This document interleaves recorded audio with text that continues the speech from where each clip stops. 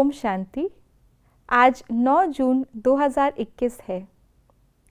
जब हम मम्मा के पुरुषार्थ को देखते हैं तो हमें दिखाई देता है और हमें अनुभव भी सभी कहते हैं कि मम्मा तीव्र पुरुषार्थ में सबसे आगे थे। मम्मा ने जो पुरुषार्थ किया कि बाबा ने कहा और मम्मा तुरंत उसका स्वरूप बन गए। ये मन की एक्सरसाइज, तुरंत उस चीज़ को स्वरूप में लाना जो मम्मा ने किया, जिससे वो नंबर 1 लक्ष्मी बन गए। ऐसे ही मम्मा की गद्दी पर बैठने के लिए, तख्त नशीन बनने के लिए हमें भी यही अभ्यास चाहिए। आज बाबा के अव्यक्त इशारे में बाबा हमें इसी अभ्यास को करने के लिए कह रहे हैं। तो आज का अव्यक्त इशारा है, जैसे स्थूल एक्सरसाइज से तन तंदुरुस्त रहता है, ऐसे चलते चलते अपने 5 स्वरूपों में जाने की एक्सरसाइज करते रहो।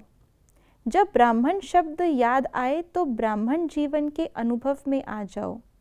फरिश्ता शब्द कहो तो फरिश्ता बन जाओ। तो सारे दिन में यह मन की ड्रिल करो।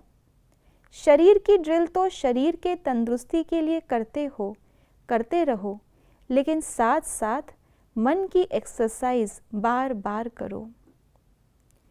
बाबा ने हमें सारे ही चक्र के अंदर हमारे 5 स्वरूपों का ज्ञान दिया है।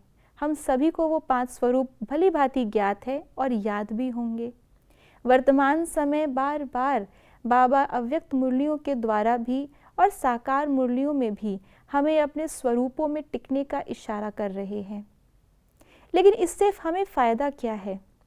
सबसे पहली बात तो, जब भी ड्रामा में कोई सीन आता है, जिस सीन में हम अपने सेल्फ रिस्पेक्ट, अपने सम्मान को खो देते हैं या कहीं ना कहीं हम उदास हो जाते हैं, मूंझ जाते हैं, ऐसे समय पर अपने उस स्वरूप को याद करने से हमें समाधान ही नहीं, लेकिन हमारी अपनी स्वमान भी जागृत होता है कि मैं आत्मा कौन हूँ। और हमें साथ साथ इन व्यर्थ संकल्पों को हटाते हुए खुद जब उस स्वरूप में टिकने का अभ्यास होगा, तो कोई भी समस्या हमारे सामने आएगी तो हम उस स्वरूप में टिके हुए हैं। बाबा से हमारा कनेक्शन ईजी हो जाता है। हमें व्यर्थ को हटाना नहीं पड़ता, व्यर्थ है ही नहीं मन के अंदर। तीसरा, जो भी आत्मा हमें देखती है, जिस स्वरूप में हम हैं, उसको भी उस स्वरूप के वाइब्रेशंस हमसे आते हैं। वर्तमान समय बहुत जल्द ही नज़दीक ला रहा है अंतिम समय को, जिस समय हमें सहज ही चलते फिरते साक्षात्कार मूर्त बनना है।